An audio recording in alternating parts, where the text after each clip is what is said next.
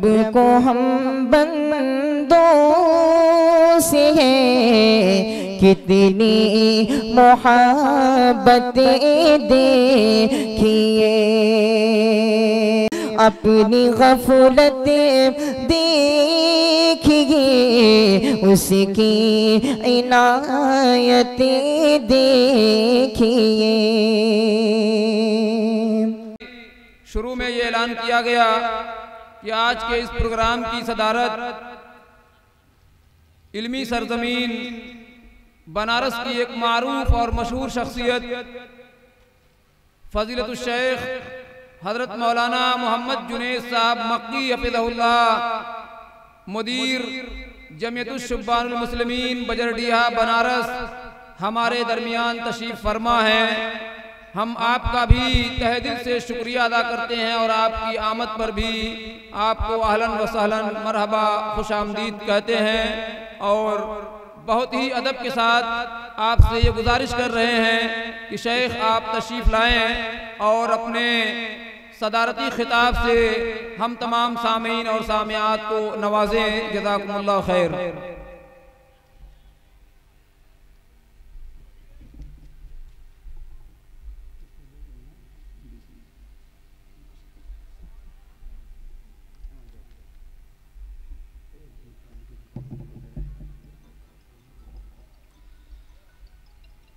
अस्सलामु अलैकुम वरहमतुल्लाहि वबरकातुहू।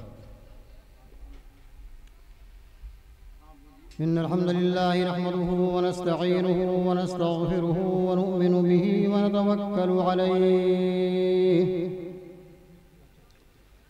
व नऊज़ु बिल्लाहि मिन शुरूरि अनफुसिना व मिन सय्यिआति अअमालिना। मन यहदिहिल्लाहु फला मुदिल्ल लहु व मन युद्लिल्हु फला हादिय लहु व अशहदु अन ला इलाहा इल्लल्लाहु वहदहु ला शरीक लहु व अशहदु अन्न मुहम्मदन अब्दुहु व रसूलुहु। अम्मा बअदु फ़इन्न खैरल हदीस किताबुल्लाह व खैरल हदी हदी मुहम्मदिन सल्लल्लाहु अलैहि वसल्लम व शर्रल उमूरि मुहदसातुहा व कुल्ल मुहदसतिन बिदअह व कुल्ल बिदअतिन ज़लालह व कुल्ल ज़लालतिन फिन्नार।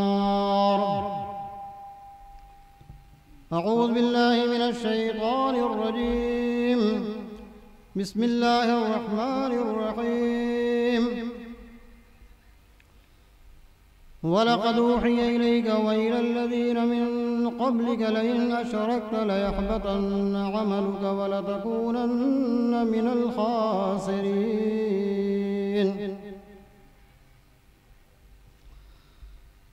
वअन अबी हुरैरह रज़ियल्लाहु अन्हु क़ाल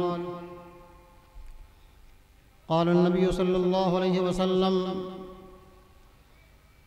अतदरून मल मुफ़लिस क़ालू अल मुफ़लिसु फ़ीना मन ला दिरहम लहु वला मताअ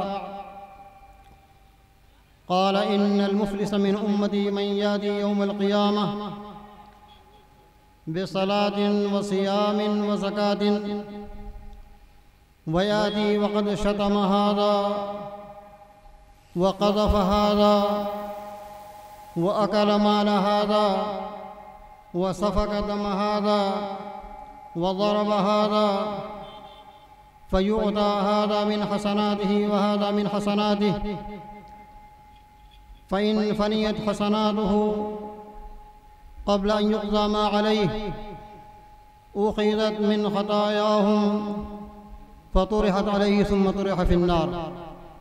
रवाहु मुस्लिम।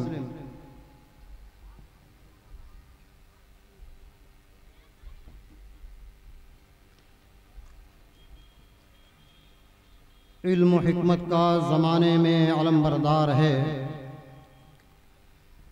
इल्म हिकमत का ज़माने में अलमबरदार है। शहर आज़मगढ़ मोहब्बत का हसी गुलजार है। अहले आलम की नज़र में इसकी इज़्ज़त है बहुत, अहले आलम की नज़र में इसकी इज़्ज़त है बहुत, है बुलंद इसका मकाम, इसका जुदा मेयार है। Hello hello hello. स्टेज पर तशरीफ़ फरमा उलमाए किराम, मेहमानान गिरामी, चाँद पार के इस अज़ीमुश्शान इजलास आम में तशरीफ़ लाए हुए हमारे मुहतरम बुज़ुर्गों, भाइयों, नौजवानों और अज़ीज़ों, पर्दानशीन माएँ और बहनें, अज़ीज़ान मिल्लत इस्लामिया,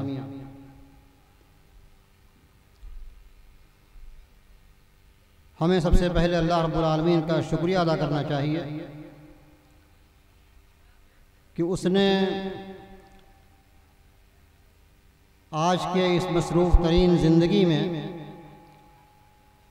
हमारे नौजवानों को इस बात की तौफ़ीक़ बख्शी कि मुख्तलिफ़ किस्म की क़ुरबानियों को देते हुए आज की इस रात दूर दराज से उलमाए किराम को इन्होंने इकट्ठा किया और खालिस किताब व सुन्नत की रोशनी में हमें दीन की बात सुनाने के लिए, बताने के लिए यहाँ उलमाए किराम तशरीफ़ ले आए। ये बड़ी सआदत की बात है। हम अल्लाह रब्बुल आलमीन से दुआगो हैं कि बारी ताला हम तमाम लोगों की इस हाज़री को कबूल फरमा ले और हम जो दीन की बातें कुरान और हदीस की रोशनी में उलमाए किराम की ज़बानी समाअत फरमाएँ, हमारी अमली ज़िंदगी में उसको दाखिल कर दें, जो इजलास का असल हासिल है। और मैं आम तरीक़े से इस तरह के इजलास में कहा करता हूँ कि हम तमाम लोगों को, मुंतज़मीन को,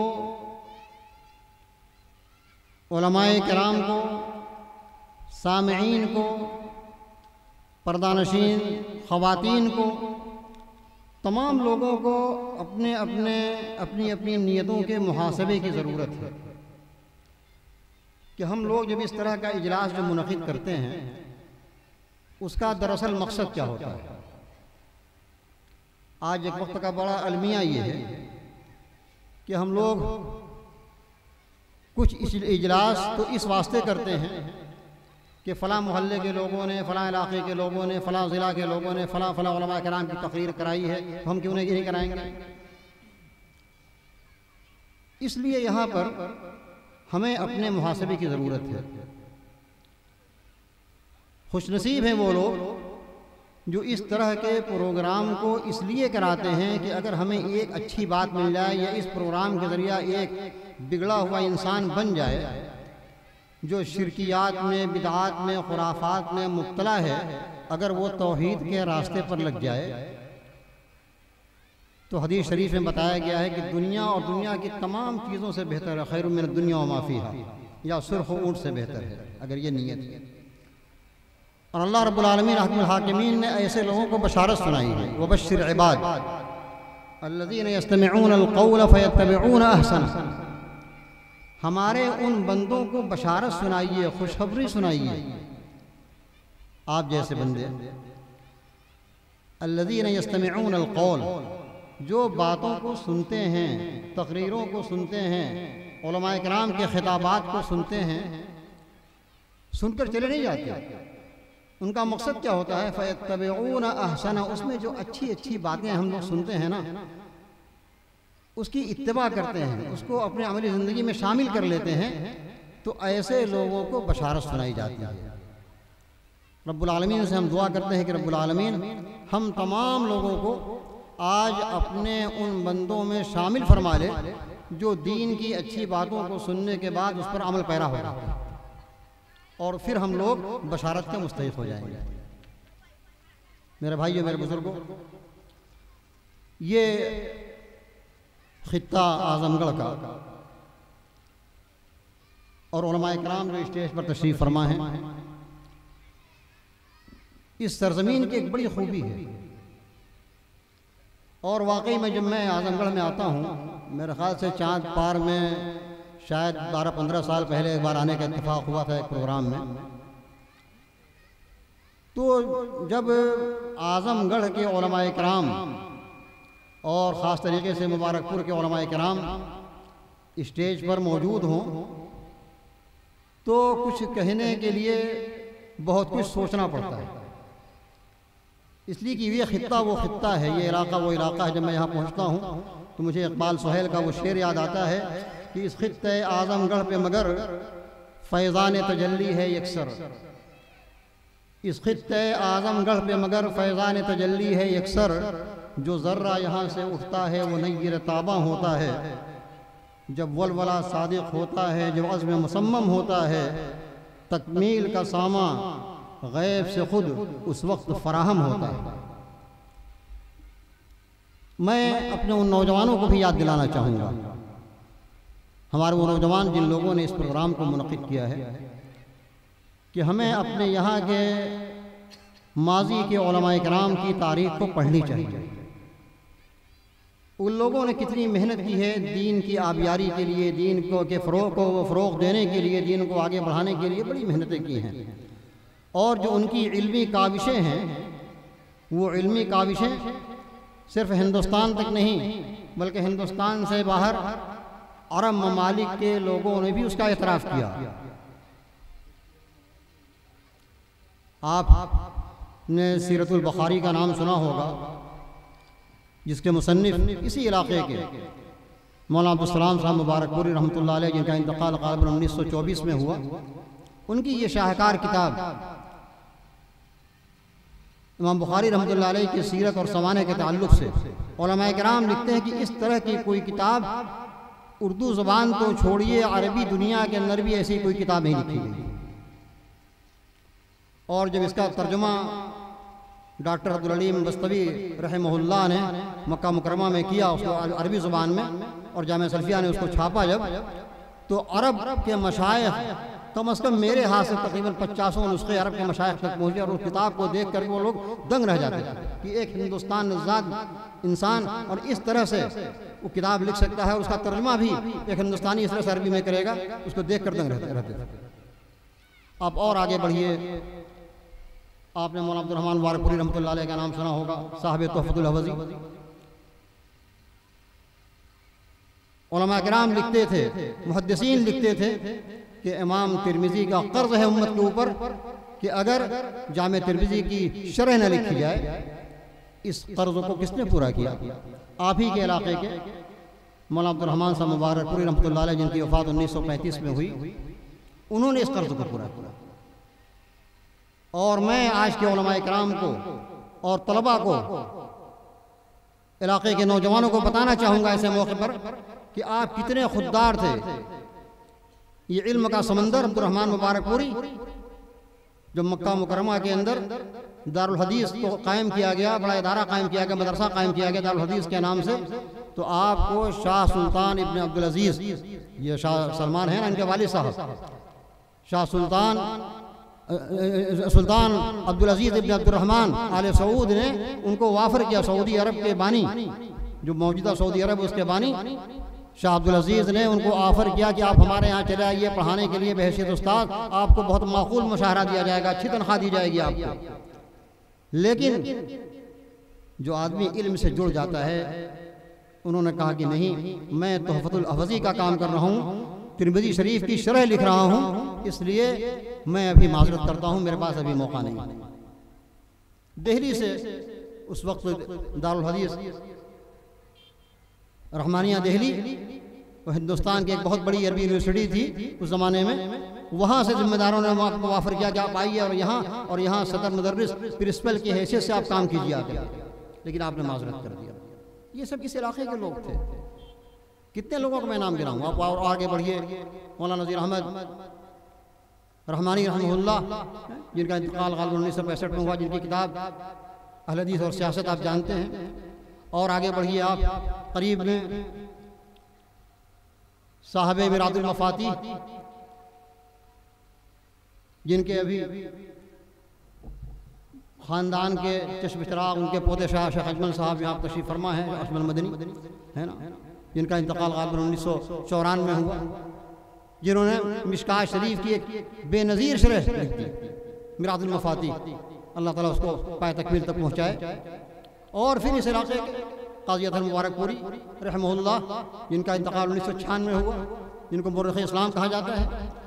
और फिर डॉक्टर रज़ाउल्लाह साहब मुबारकपुरी रहमतुल्लाह अलैह, जिनका इंतकाल 2003 में हुआ। फिर अरब दुनिया के अंदर जिसने अपनी किताब की वजह से एक लोहा मनवाया और रहीक़ुल मखतूब के नाम से, आपने उसका नाम सुना, दुनिया की मुख्तलिफ़ ज़बानों में उसके तर्जमे हुए, बहुत सी कोर्स के में निसाब में इस किताब को शामिल किया गया, रहीक़ुल मखतूम को। हमारे उस्ताद मोहतरम मौलाना सफ़ी रहमान मुबारकपुरी रहमतुल्लाह अलैह, रहमतुल्लाह अलैह, जिनका इंतकाल 1906 में हुआ, 2006 में हुआ। इस तरीके से और आज भी उलमाए किराम की एक बड़ी टीम स्टेज पर मौजूद है। अभी हमारे फाजिल दोस्त डॉक्टर असलम मुबारकपुरी ने हमें किताब का अपने नुस्खा दिया, जिसमें शेख साहब के फतावों को उन्होंने इकट्ठा किया है। शेख अब्दुल्लाह मुबारकपुरी रहमहुल्लाह के फतावों को उन्होंने इकट्ठा किया। तो ये सारा इल्मी काम इसी इलाके से हुआ है मेरे भाइयों, मेरे बुजुर्गों। बताने की ज़रूरत ये है, मैं एक बात जो कहना चाहता हूँ, मेरा वक्त बहुत महदूद है, कि हमें आज के नौजवानों को और आज के ख़ास तरीके से उलमाए किराम को, नई नस्ल को, ये उलमा जो थे ना बड़े खुददार थे और अपने औकात को मुआशरे और समाज के बहुत सारे दीगर नौजवानों की तरह से हट करके इल्मी काम में, दावती काम में, तालीमी काम में लगाया करते थे। आज ज़रूरत इस बात की है कि हम अपने असलाफ को पढ़ें और अपनी ज़िंदगी को उसी सांचे में ढालने की कोशिश करें। इन चंद बातों के बाद दो पैगाम और देना चाहूँगा। मैंने एक आयत पढ़ी आपके सामने और एक हदीस। ये महीना जो चल रहा है, ज़िक़ात का महीना, जिसको हज का महीना भी कहा जाता है और जिसको हुर्मत वाला महीना भी कहा जाता है, मुबारक अय्याम है मेरे भाइयों, मेरे बुजुर्गों। ये अय्याम या रमज़ान का महीना गुजरा, अभी हज आपके सामने है। आमाले सालिहा को इकट्ठा करने का, अमल सालेह में सबक़त करने का ये महीना है। मैं जो ख़ास बात कहना चाहूँगा कि देखिए, अमल सालेह कर लेना ये एक काम है, लेकिन उसकी हिफाजत करना कि वो ज़ाय ना हो जाए, बर्बाद ना हो जाए, ये एक बड़ी जिम्मेदारी है। मैंने एक आयत आपके सामने पढ़ी,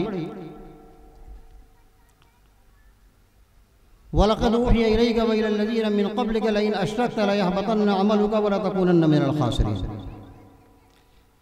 आमाले सालिहा, नेक अमल कैसे ज़ाय हो जाता है, उसका सबसे बड़ा सबब यह है कि हम नमाज भी पढ़ लें, हमने रोज़ा भी रख लिया, हमने अल्लाह की तौफीक से हज भी कर लिया, लेकिन अगर अपने आप को हमने शिर्क से नहीं बचाया, शिर्क से, तो न तो हमारा रोज़ा काम आएगा, न हज काम आएगा, न ज़कात काम आएगी, और कोई भी अमल साले, न इस तरह के जलसे जुलूस काम आएंगे, न दावती काम आएंगे। इसलिए अगर हम अमले साले को अपने महफूज रखना चाहते हैं कि कल क़यामत के दिन हमारे नेकी के पलरे में हमें मिल जाए वो अमल, तो हमें अपने आप को टटोलना पड़ेगा।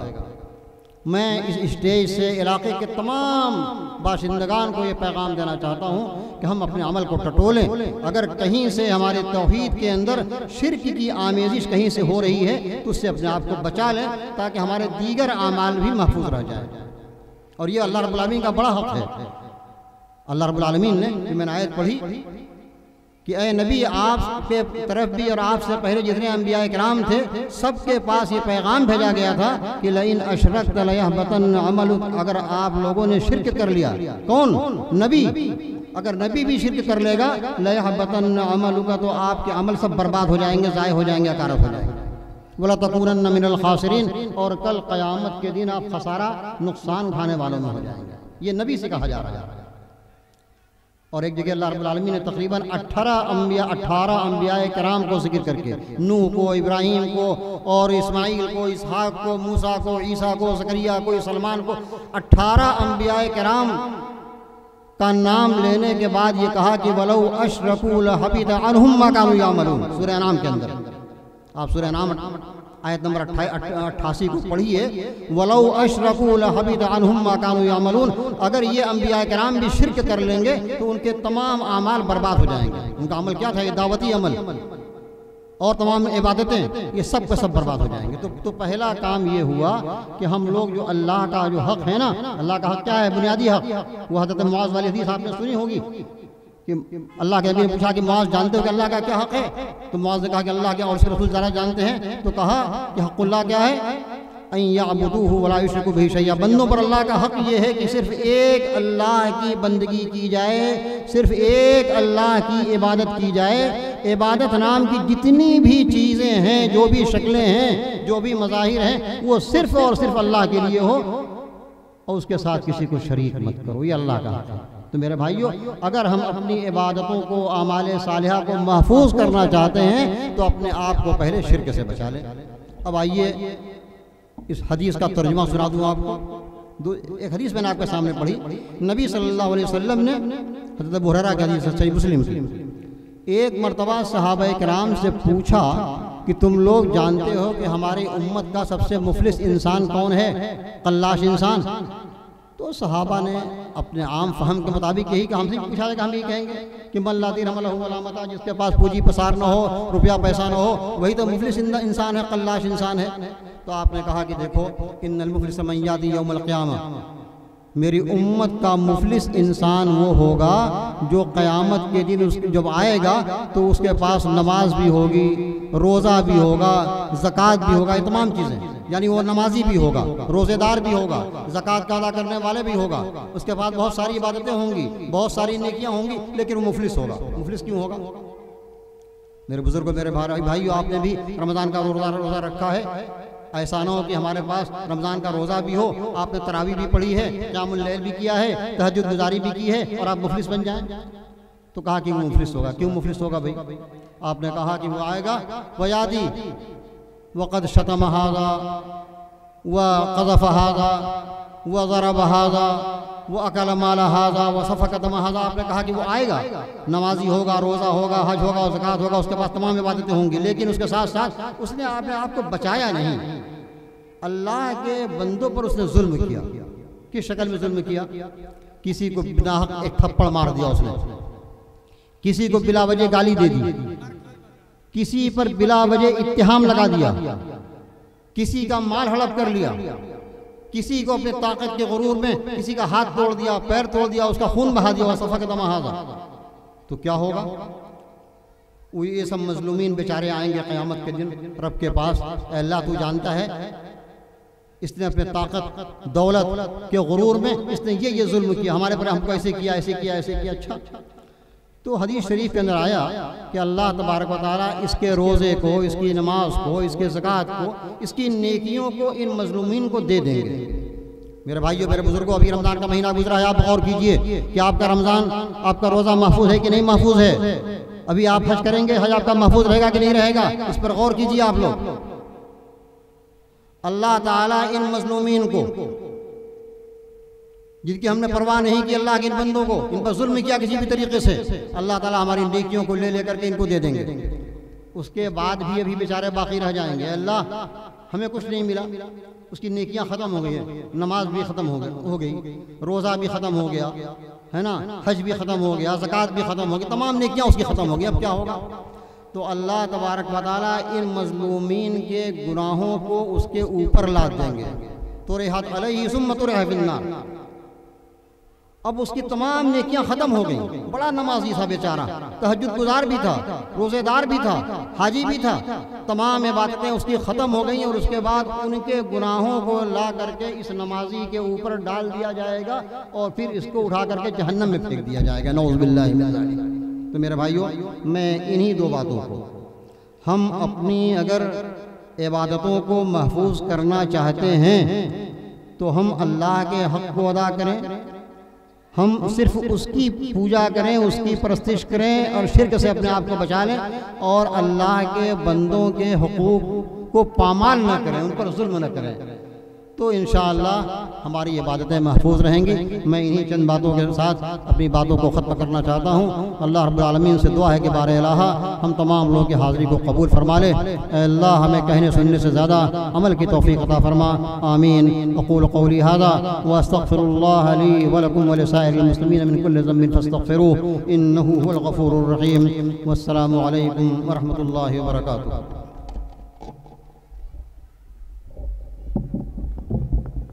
जज़ाकुमुल्लाहु वसल जज़ा।